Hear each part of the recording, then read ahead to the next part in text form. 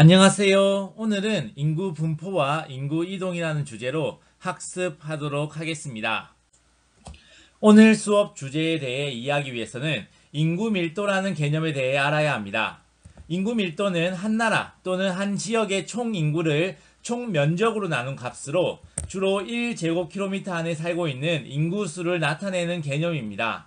화면의 AB 지역 중에서는 A 지역이 인구 밀도가 높고 B 지역이 인구 밀도가 낮습니다. 인구 밀도를 우리나라를 예로 계산해 보면 오늘날 대한민국의 면적을 10만 제곱킬로미터, 인구를 약 5천만 명이라고 하였을 때 우리나라의 인구 밀도는 얼마일까요? 약 500명 제곱킬로미터입니다.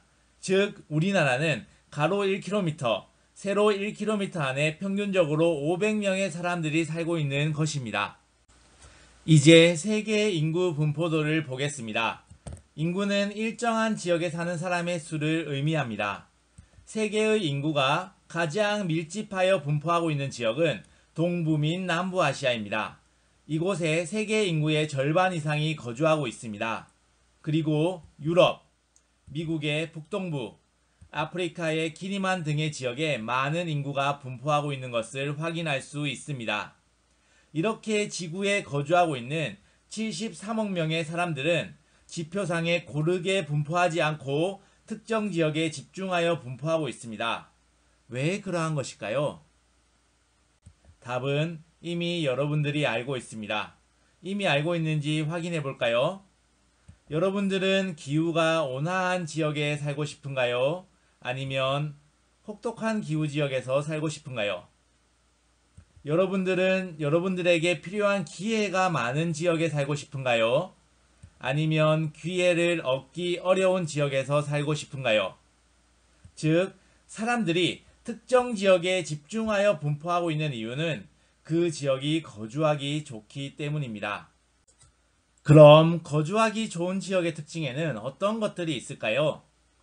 거주하기 좋은 지역의 특징은 자연적 요인과 인문사회적 요인으로 구분해 볼 수 있습니다.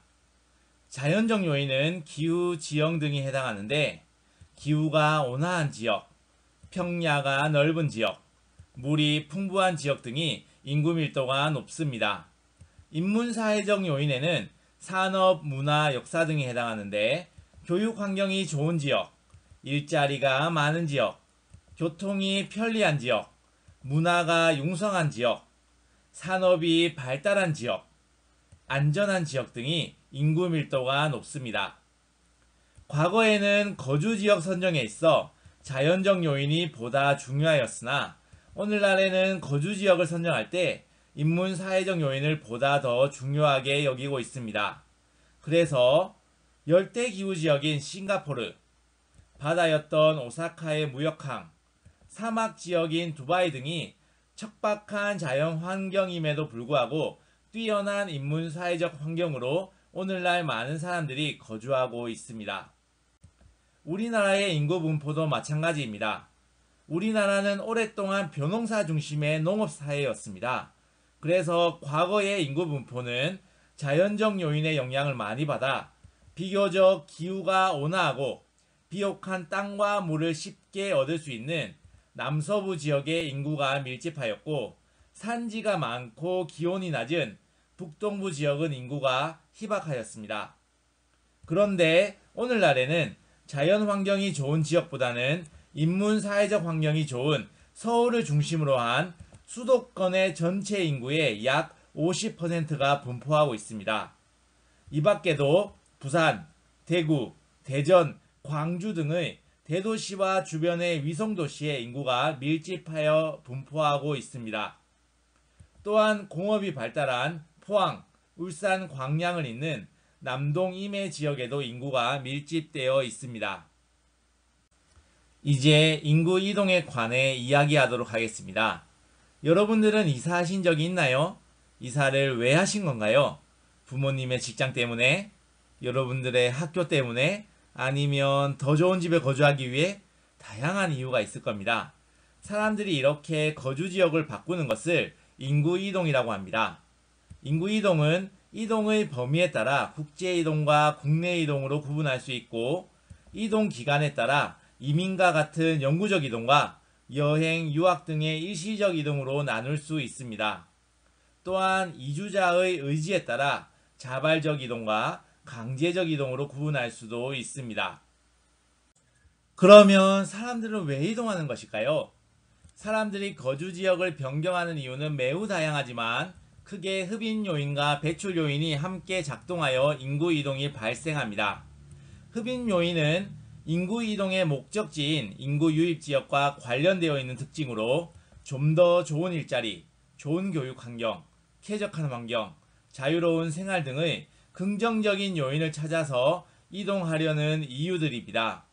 반면에 배출 요인은 인구 이동을 통해 벗어나려는 지역인 인구 유출 지역과 관련되어 있는 특징으로 낮은 임금, 열악한 주거 환경, 불편한 문화시설, 전쟁과 분쟁 등의 부정적인 요인을 피해서 이동하려는 이유들입니다.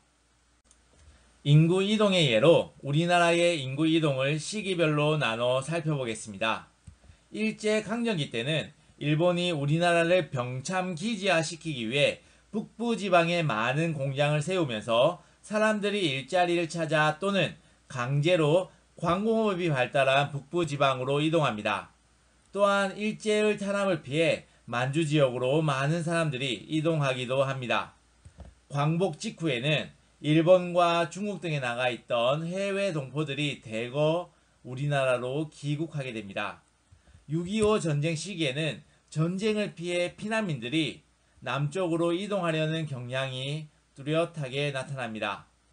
1960년대 이후에는 농촌과 이별하고 도시로 향하는 이촌향도 현상이 뚜렷하게 나타나 대도시와 시는 공업도시로 인구가 집중됩니다.